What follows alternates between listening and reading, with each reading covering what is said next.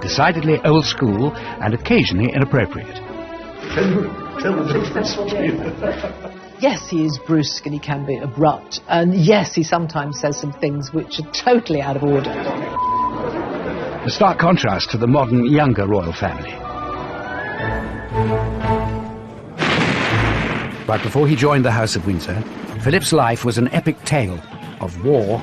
Several people were executed, and Prince Philip's father looked very likely to suffer the same fate. Illness and tragedy.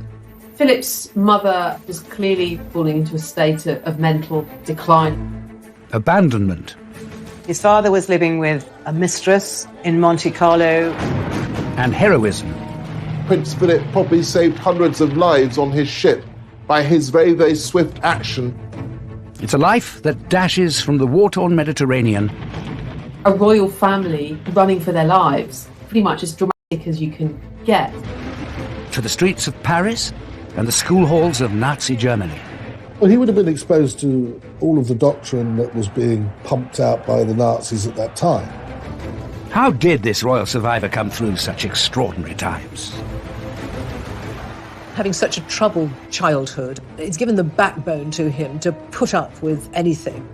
And could Philip's experiences before joining the House of Windsor explain his later life of service and devotion? There was nothing of a home life for him. There are some people who have difficult home lives, who it drives to work harder and to succeed. After 50 years of experience, I find there's a great temptation to give advice.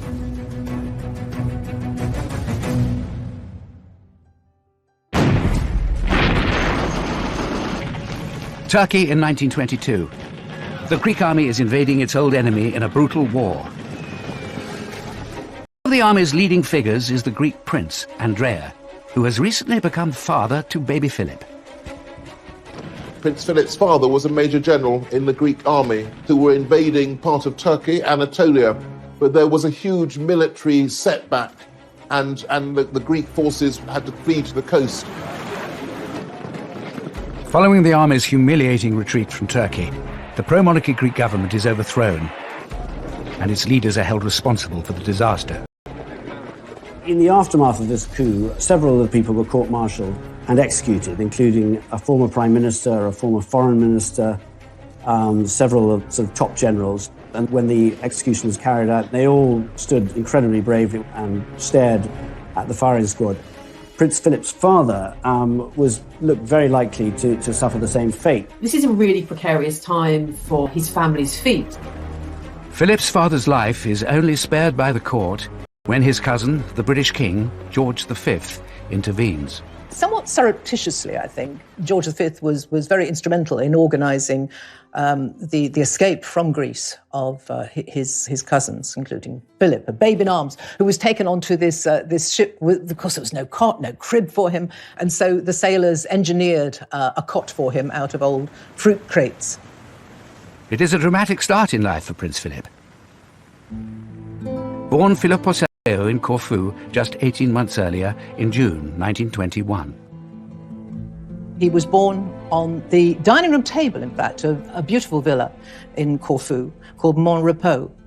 And he was born on the dining room table because the surgeon thought that was the best place for Alice to give birth. And by all accounts, he was a very much wanted and loved young son. Philip's mother, Alice, is a princess of the German House of Battenberg, with illustrious British ancestral roots. Prince Philip's mother was Princess Alice of Battenberg, and she was born in 1885 in the presence of her great-grandmother, Queen Victoria, in Windsor Castle. Philip is the great-great-grandson of Queen Victoria. His parents have royal lineage right back through to the British royal family, but also to the Greek and Danish thrones. He was very, very well connected.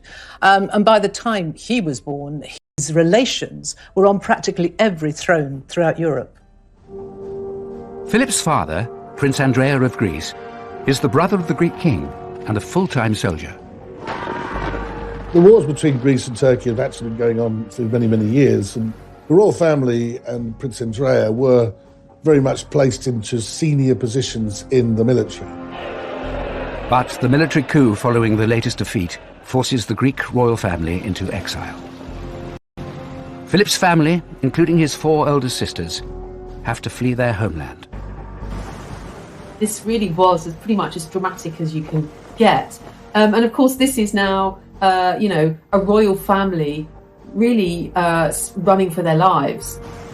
They were able to smuggle some jewellery in their clothes and some money, but very little.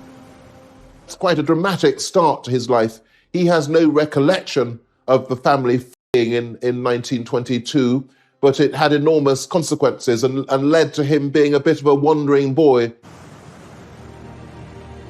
Despite their royal connections, when the family flees Corfu with baby Philip, they have no home to go to.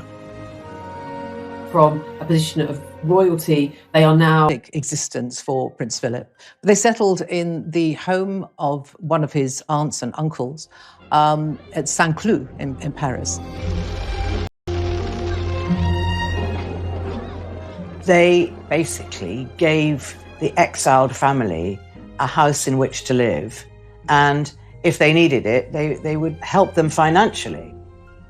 Their life in Paris was fairly stable, but of course they were dependent on charity, basically, and I don't think anybody really likes that very much. And the other point is, of course, that as members of the royal family, they felt themselves dispossessed and, in a sense, pointless. They didn't have anything that they could really do. But Philip's life in Paris is happy and stable, surrounded by his loving family. I think these early years of Philip's life were perhaps the happiest of his childhood, because it was relatively settled for those years in Paris, and his father, Andrea, adored him. His sisters recalled how there'd be gales of laughter when Philip and his father were larking around. He was able to be educated. His relatives paid for him to have a good education. He was multilingual. He speaks, as a result, fluent French as well as German. But when Philip is 8 years old, his happy family life in Paris begins to break down. Philip's mother, Alice, was clearly very fragile in her emotional, psychological health, and there's every sense that the kind of trauma of the events in Greece and their hasty departure really did put her under psychological strain. No one really knows whether she suffered from bipolar disorder or whether she was, in fact, paranoid schizophrenic.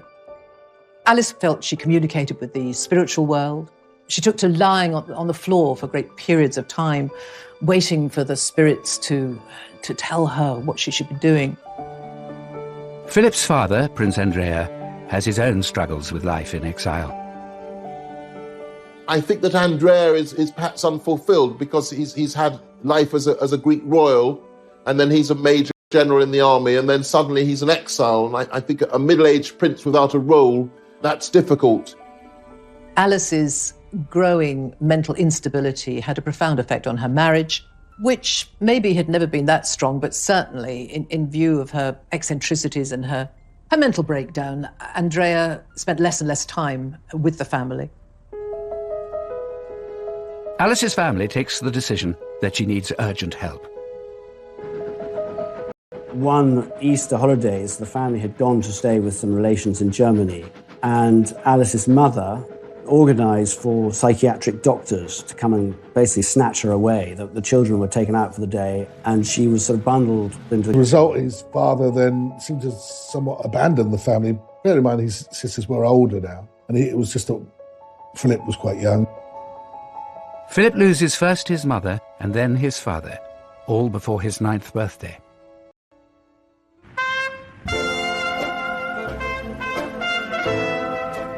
Philip's father ended up living this rather lavish, sort of playboy lifestyle in many ways, with a mistress, moving to Monte Carlo. So quite a different kind of life than the one he'd had in Greece.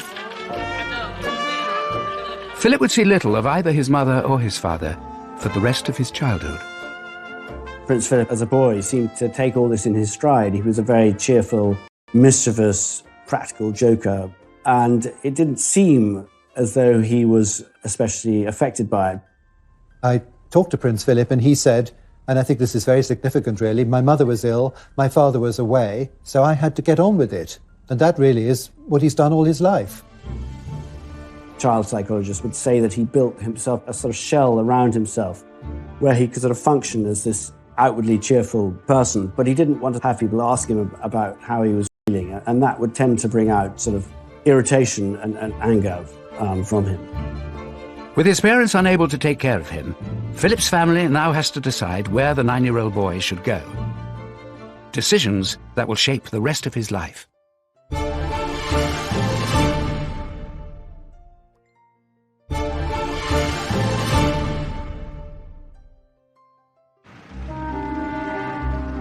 It's Paris in the summer of 1930. And aged just 9, Philip is coping with distress and upheaval. His mother, Princess Alice, is committed to an asylum in Switzerland. And his father, Prince Andrea, is in Monte Carlo with his mistress.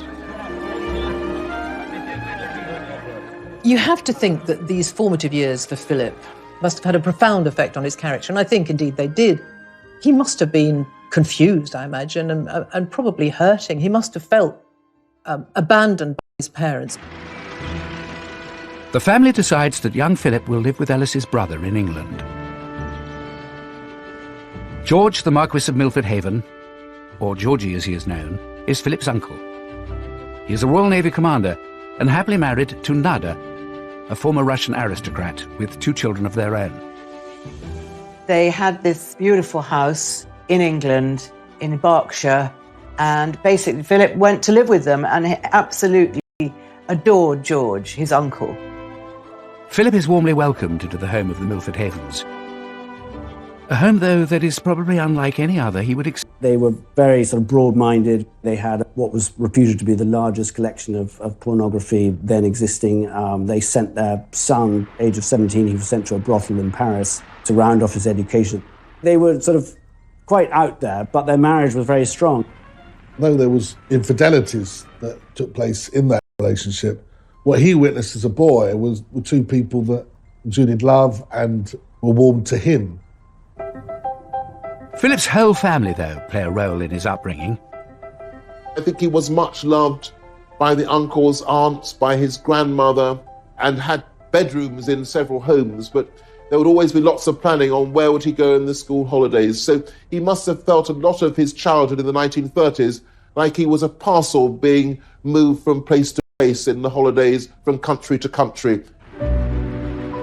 Some of those holidays are spent in southern Germany with his 4 elder sisters, who have all married German aristocrats. And it's Philip's second eldest sister, Theodora, who suggests a plan that would see Philip's life uprooted once again. When Prince Philip was living with the Milford Havens, some of his sisters were a little bit worried about their sort of bohemian ways, and Theodora, his second eldest sister, was married, and his family had started a school called Salem. Salem was a very different kind of school, and he was packed off there in his early teenage years, which he didn't really want to do. Philip arrives in Germany in the summer of 1933, with Hitler and his Nazi party now firmly in control. 1933, of course, is one of the most cataclysmic years in world history because it's the year that Hitler comes to power in Germany. It seems a strange decision that should be the year that Philip is sent for 2 or 3 terms to boarding school at Salem in Germany. The rise of Nazism was the backdrop for Philip's time spent at this school, and indeed a branch of Hitler Youth was established there. For him, it was a sort of rather bizarre and retrospectively interesting time.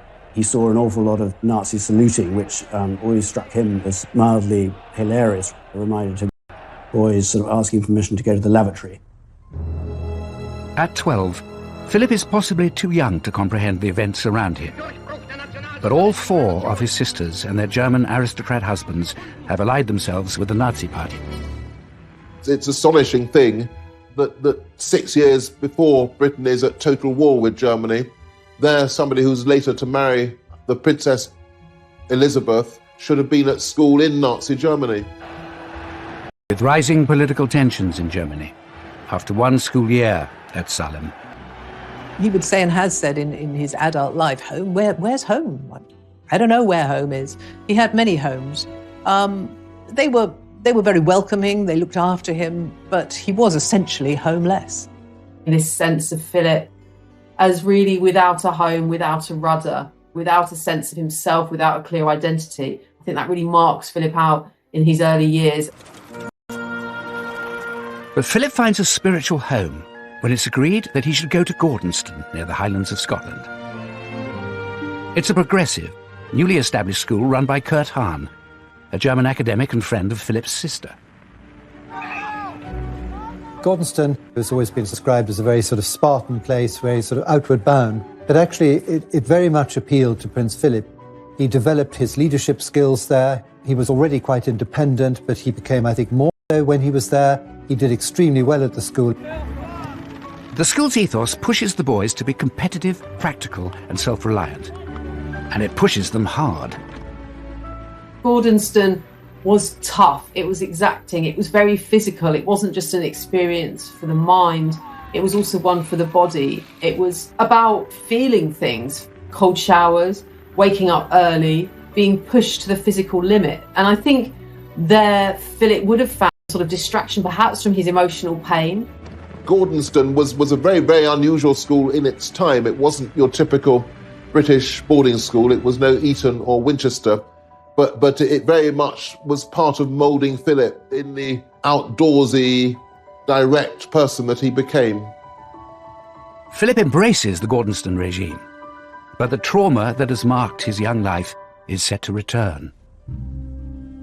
It was while Philip was at Gordonston, there was a family tragedy which profoundly affected him, as it did the whole of the family. One of his sisters, Cecile, was coming with her husband and children over to the UK for a wedding. He was called into his headmaster's study to be told that his sister and her husband and her mother-in-law and her 2 boys had been killed in this plane crash. Prince Philip, on hearing the news, didn't break down. His sorrow was that of a man. But I think in Prince Philip's case, it was a sort of indication of how everything else in his life had hardened him in a way. Philip is 16 at the time of Cecile's death. He travels to the funerals at the height of Nazi Germany. Prince Philip, it must have been awful for him to know that he'd lost not only his sister but his brother-in-law and his little nephews. The funeral was a sad affair, obviously, but a very strange affair, really, for him. The streets were sort of festooned with swastikas, and he was sort of part of a procession walking behind his. And within a year of losing his sister and her family, Philip suffers another unexpected bereavement. Shortly after Cecile's death, his favourite uncle, George Milford Haven, died of bone cancer. That's a double tragedy, really, for Philip. And, he had to move on again. Life was just sort of one awful event after another, really, but he seemed to come through them all, and he sort of managed to remain a sort of outwardly cheerful young person. Philip develops an effective coping strategy to deal with the difficulties he faces. The stiff upper lip. When he finished at Gordonston, Philip was a very confident and competent young man, certainly on the outside. We'll never, I think, ever truly know what went and goes on inside Philip's head and his heart, because he'd had to, with such a difficult upbringing, have a very iron facade. But inside, he's always been quite sensitive. The void in Philip's life left by the death of his uncle is soon filled by George's younger brother, Lord Louis Mountbatten, who will become highly influential in the course of Philip's life. Lord Louis Mountbatten, the younger brother, really did take a lead in his life, and he was a great mentor. Mountbatten was a real doer. He was somebody who had great ambition, great talent, great networking. One of the first bits of advice Philip takes from his uncle Dickie, as Mountbatten is known, is to follow him into the Royal Navy. After leaving Gordonston in 1939, of course, the outbreak of war, Philip enrolls in the Royal Navy College at Dartmouth. And it is a royal visit to the college that summer that would change the course of Philip's life completely.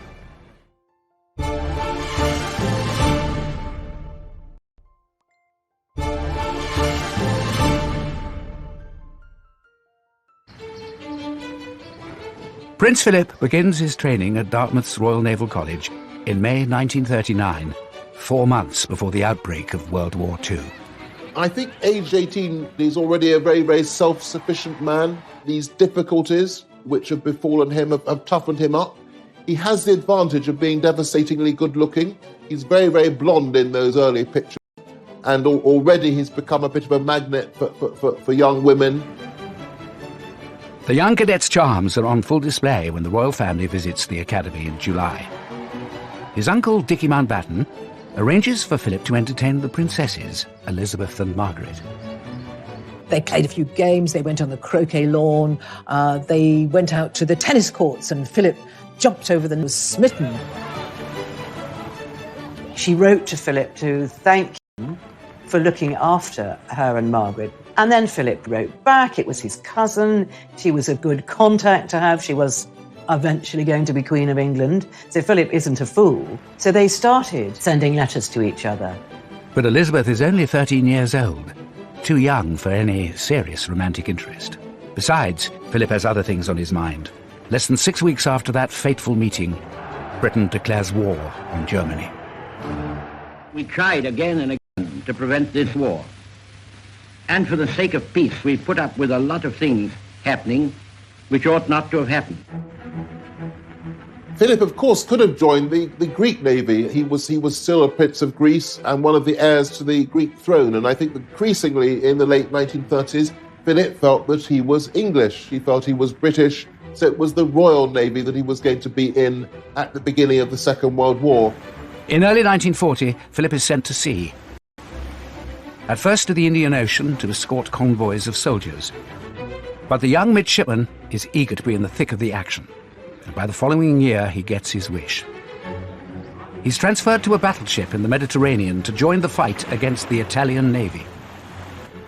There was one particular battle, the Battle of Matapan, which really saw the end of Italian involvement. The Italians took such a pasting, and Prince Philip was in charge of the searchlights during a night engagement.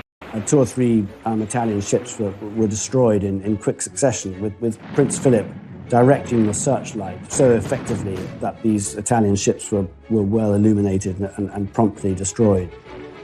19-year-old Philip's skill with the searchlight earns him an official commendation, and he is honoured with the Greek War Cross.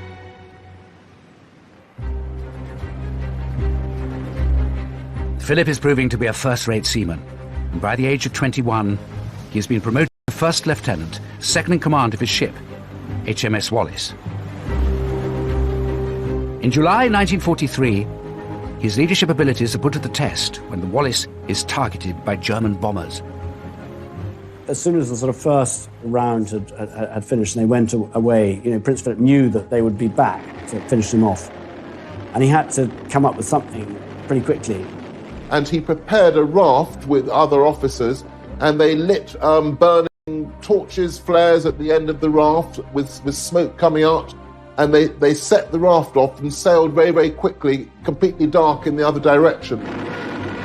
When the German planes returned, thankfully, instead of bombing Wallis, they bombed this decoy. Prince Philip probably saved hundreds of lives on... As he rises through the naval ranks, Philip's also growing closer to Princess Elizabeth. He did find time frequently to write to Elizabeth. And there was an occasion or two during the war when he had leave that he would go and stay at Windsor Castle. Philip spends Christmas of 1943 with the royal family. It's soon clear the 17-year-old princess is falling for the 22-year-old naval officer. She was excited by him. He was very different from the very proper, prim aristocrats that her mother would want her to be associated with. He was a bit of a rebel, and she felt that it was a bit of a catch. She fell desperately in love with him. She thought he was marvellous. He was a war hero, he was good-looking, he was kind, just everything she'd ever wanted. But Philip isn't so sure Elizabeth is right for him. After all, marrying the future queen would mean committing to a lifetime of public duty. But whispers about Philip and Elizabeth are beginning to spread, helped by his uncle Mountbatten. By the time Philip returns from his war service in early 1946, he seems to have made up his mind.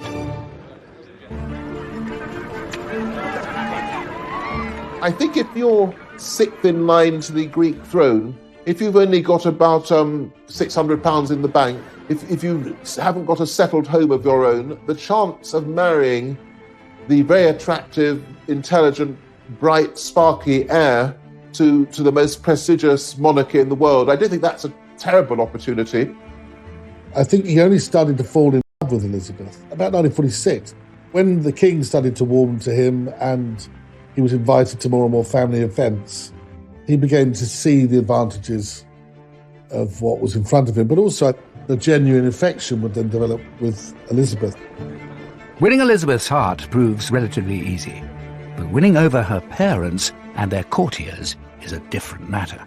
When everyone realised that Prince Philip was a serious prospect for Princess Elizabeth, there really was panic in the British establishment. He was not at all the type they expected, and there's a lot of distrust of him in the royal household, in the royal family, in the government.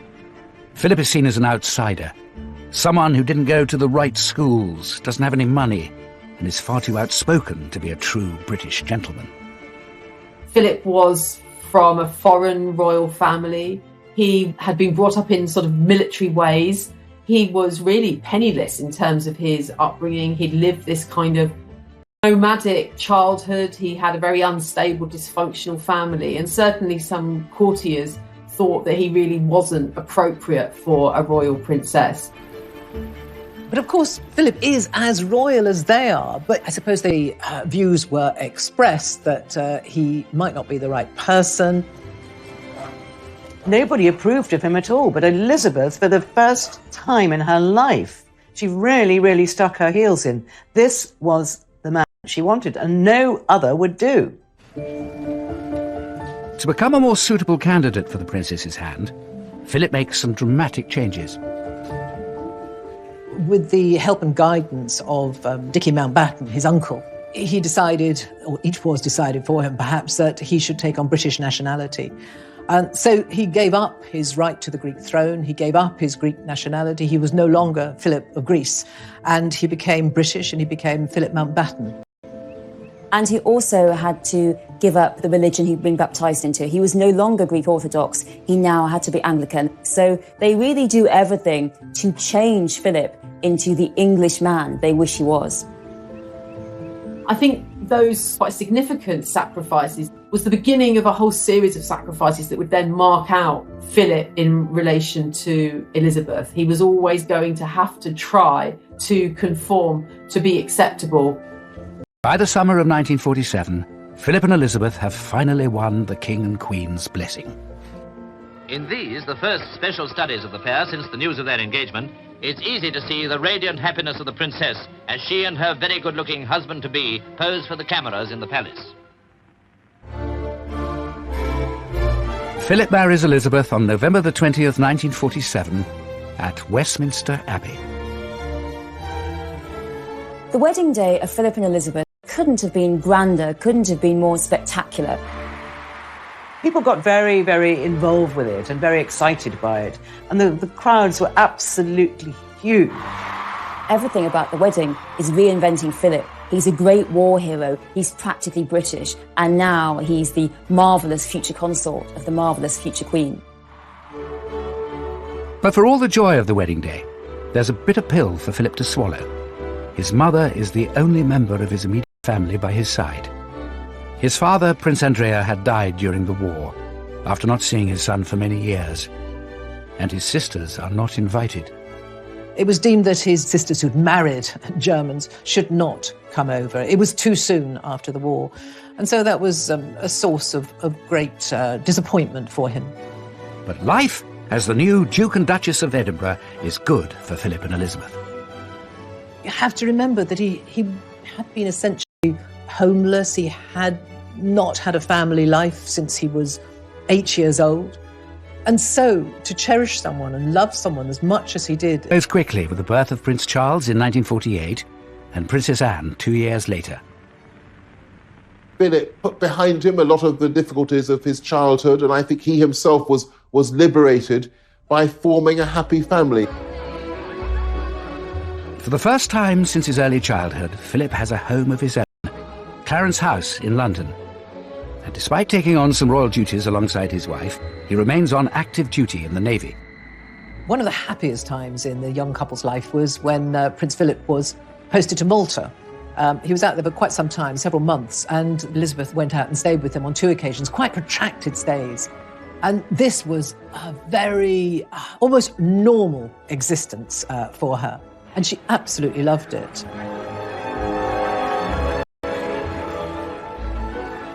They had wonderful times that they would go to dances, they would drive, often without bodyguards. I think there were very, very happy times for Philip and Elizabeth between 1947 and 1952.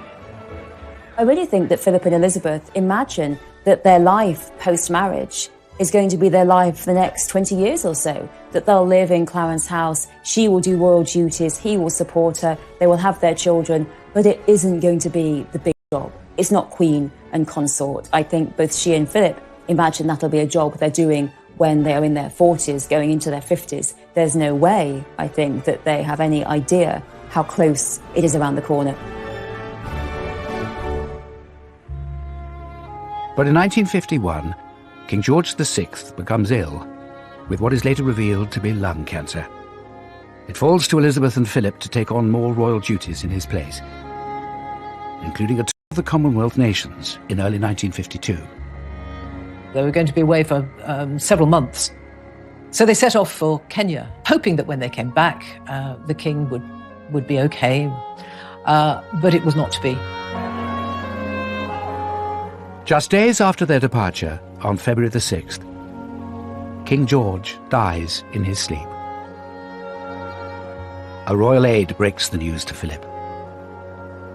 Philip, he just looked absolutely ashen-faced because I think he realised that his entire life at that moment was going to change. I think he went into shock and he put a newspaper over his head and just absorbed this terrible news. Then he went to tell his wife. Philip has to break the news to his wife that her beloved father is gone, and also that everything has changed overnight. She is now the queen, he is now the consort, and the life they had before is over. Philip is facing the biggest challenge of his life. Appearances to guide him in his new role.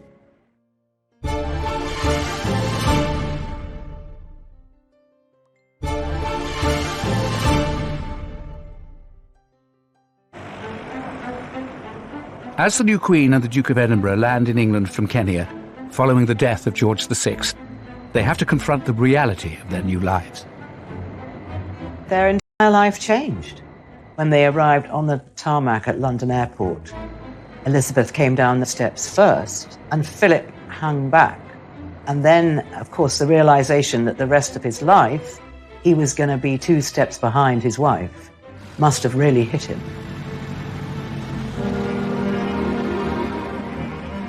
The first step Philip must take is to sacrifice his day job.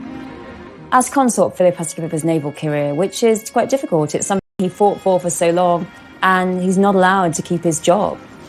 He was about to be promoted to commander, he was going to be in charge of a big ship, so all of that had to be shelved.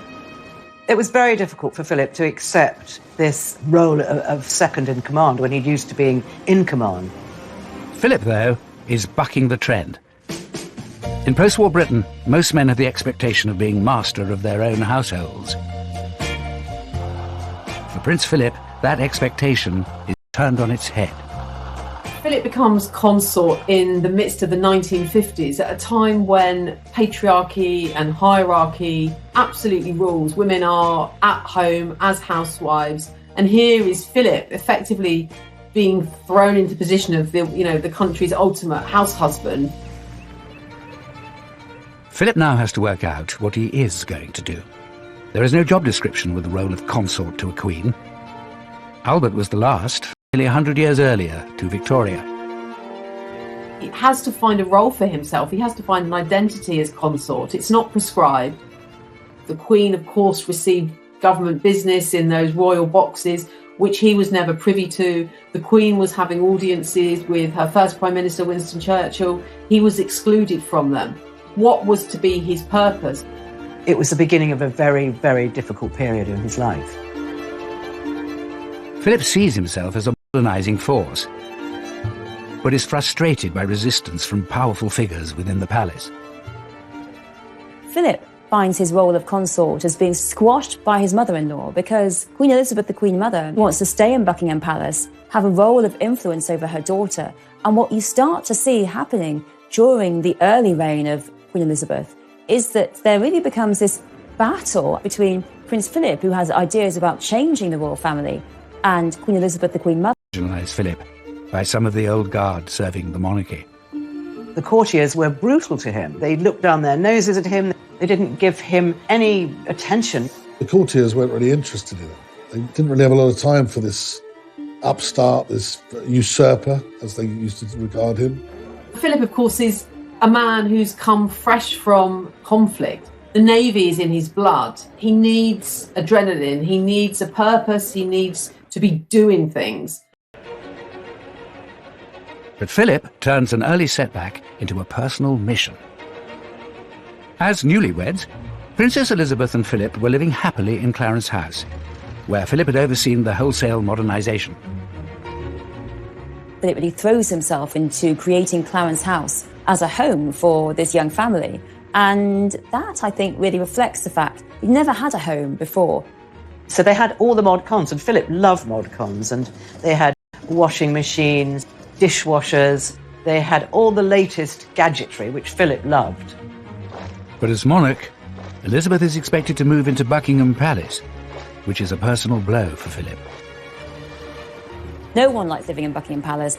Buckingham Palace is really a big office, and no one ever seems to like living in there, and they were no exception. It lacked the intimacy they'd been used to, and his wife was no longer his wife. She was now really married to the country. She was surrounded by advisors, by courtiers, people who wanted him out of the way. Philip, though, launches himself into revolutionising how things are done at the palace. He was a proud, successful man without a real role. This was a real dilemma for him. But he threw himself into modernising things at Buckingham Palace. And by goodness, things really did need to be modernised there.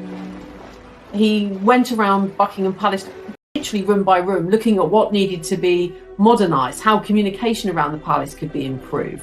So he began to question the way things were being done.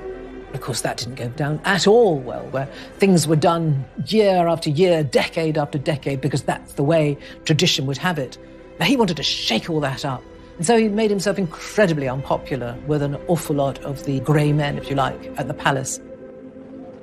Undaunted by the forces opposing him, Philip persists with his determination for a greater role. He wanted to do more, and he wanted to have an influence, and the Queen knew that, and she put him, for example, in charge of the Coronation Commission to oversee the arrangements for the coronation. And here we see for the first time Philip being something of a maverick, perhaps because of his status as being an outsider, having a different kind of perspective. Philip feels that his request to televise it should be admitted, and there are traditionalists who disagree with it. They think it could undermine the majesty of royalty. But Philip sees the advantages of harnessing the new medium of television.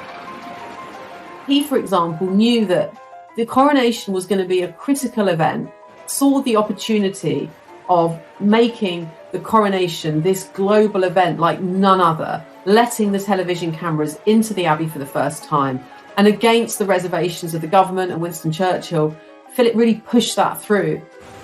Philip is always battling to have his ideas taken seriously, always having to fight, because lots of people will say to Elizabeth, was that Philip's idea? Well, no, because they really exclude him and ignore him.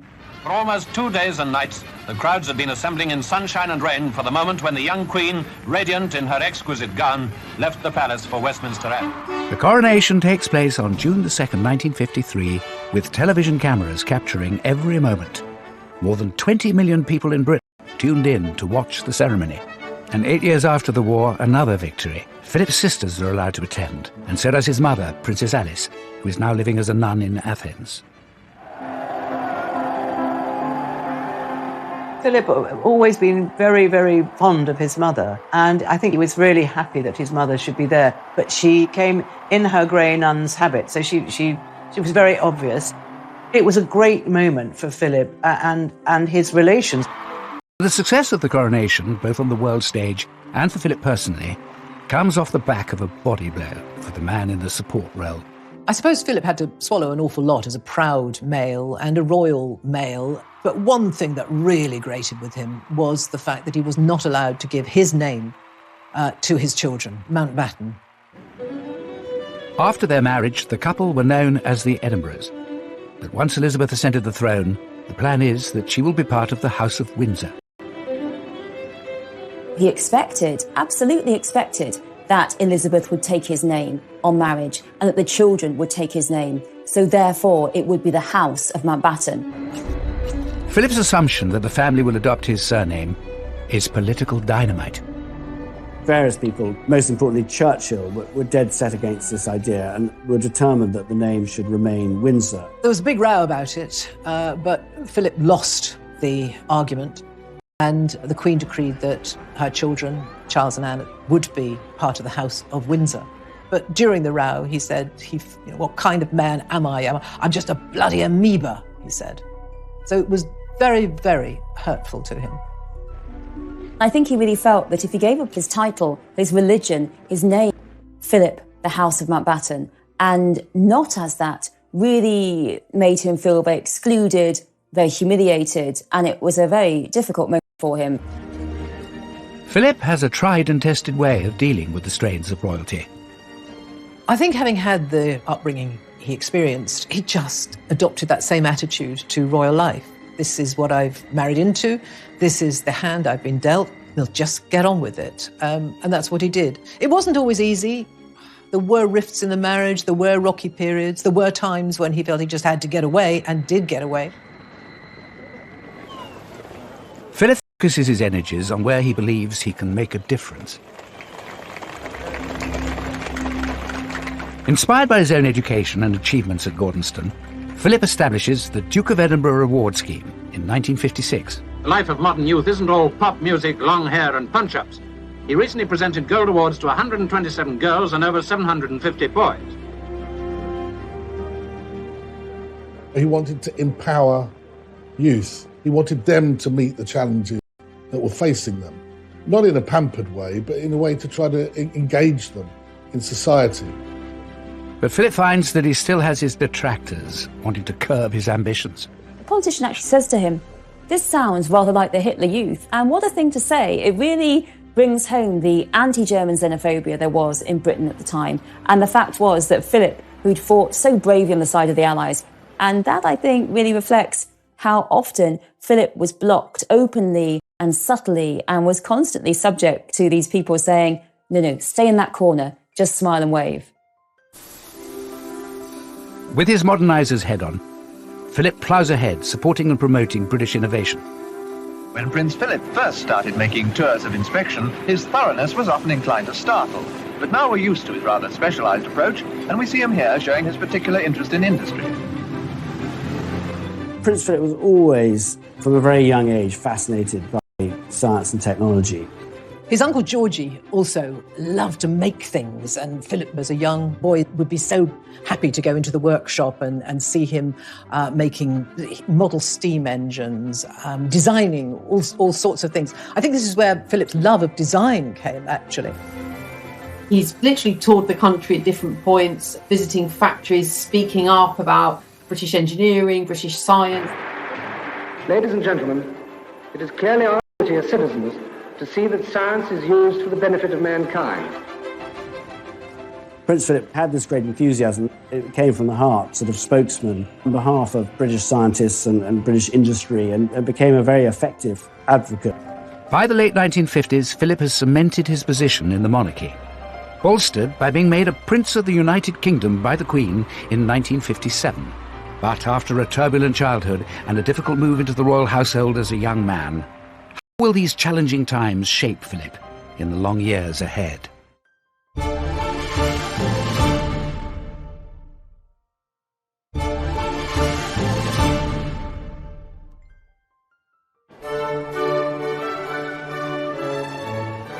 It's August 2017, and Prince Philip takes one final salute before retiring at the age of 96. In his 70 years by the Queen's side, he has carved out a unique role as her most loyal lieutenant and champion of hundreds of his own charities and causes. He's travelled enormously, 22,000 engagements, 800 charities that he's been involved with, and any charity that Philip has been involved with has said, yes, this man made an enormous difference. His early struggles are now a distant memory. But Philip's work as consort has undoubtedly been shaped by those tumultuous years. I think that having such a troubled childhood really made Philip the man that he is. I think it's given the backbone to him to put up with anything. And that has been his philosophy through his life. Don't moan about it, just get on with it. And that's what he's done. He is someone who doesn't take easily to compliments, but he has quite simply been my strength and stay all these years. Philip's experience weathering the storms of his childhood has stood him in good stead throughout his royal career. Never more so than in the 1990s, when the royal family was rocked by a series of crises, including the very public breakdown of Prince Charles and Princess Diana's marriage. Philip tries to help. He writes to Diana saying that he understands what it's like to be outside of the royal family, to be seen as an outsider. The sort of things that he wrote to her about were the difficulties that he had had when he had joined the family, the pressures that he'd been under, how he understood the pressures that she would feel. Philip's intervention was not enough to save the marriage. Charles and Diana officially separated in 1992, a year so bad for the royal family that the Queen called it horrific, although she said it in Latin. It has turned out to be an annus horribilis. But worse was to come in 1997, when Princess Diana was killed in a car accident in Paris. Her young sons were staying at Balmoral with Prince Philip and the Queen when they received the terrible news. There was probably no one better qualified or better placed to help William and Harry after the death of their mother. His mother, when he was just coming up to 9, when she was committed to a sanatorium. His father also virtually abandoned him. So he was very empathetic, obviously, towards his grandsons, William and Harry. Another tragedy from Philip's childhood may have been on his mind when it came to advising boys about the funeral procession. Prince William and Prince Harry weren't terribly keen on the idea of walking in the procession. Prince Philip took the long view, and he said, I think, when you're older, that you would very much regret not walking behind your mother's coffin. Philip had done it himself behind his own sister's coffin, age 16, walked behind Cecile's coffin, devastated, full of pain. There's a very sweet moment when Prince Philip puts his arm round William as they go under Admiralty Arch. Although people, when you look back, think it was something too much for Prince Harry to do, and he himself has reflected upon that, I suspect as he gets older, he'll be pleased that he did it and that he listened to the wise counsel of his grandfather, somebody who I think has experienced great tragedy in his life. The dark days of the 1990s hurt the royal family's standing with the British public. Prince Philip plays an important role in helping restore the family's popularity in the 21st century, perhaps motivated by his own experience of how quickly a nation can turn against its monarchy. His family were thrown off the Greek throne and he had to flee in a packing box. So I think that he was always conscious of that and always conscious that even though the British monarchy seemed so stable, that it could be knocked off its perch. Philip came from the European royal family, and they were constantly being deposed, they were abdicating, they were having their kingdoms taken away. And he felt very much that the British royal family must stick together. They must all work together for the common aim, which is the good of the monarchy. In 2020, the royal family is facing new challenges, not least the departure of the Duke and Duchess of Sussex. The Duke and Duchess of Sussex have announced they intend to step back as senior members of the royal family. I think we all know from recent history that becoming part of the British royal family is not easy. Diana bailed out, Fergie bailed out, Harry and Meghan have both left royal duties. It's not easy, but I think Philip really made the best of it. On the occasion of their golden wedding anniversary, Philip gives an insight into one of his guiding principles. The main lesson that we've learned is that tolerance is the one essential ingredient, but it is absolutely vital when things get difficult. Prince Philip's life has never been smooth sailing. Beginning with exile and abandonment, through his wartime heroics and early battles with the royal establishment, to the tempestuous years of the 1990s. But it's these storms that have given him the resilience and the strength to succeed in his role, guiding his family, supporting the Queen, and serving the country for more than 70 years.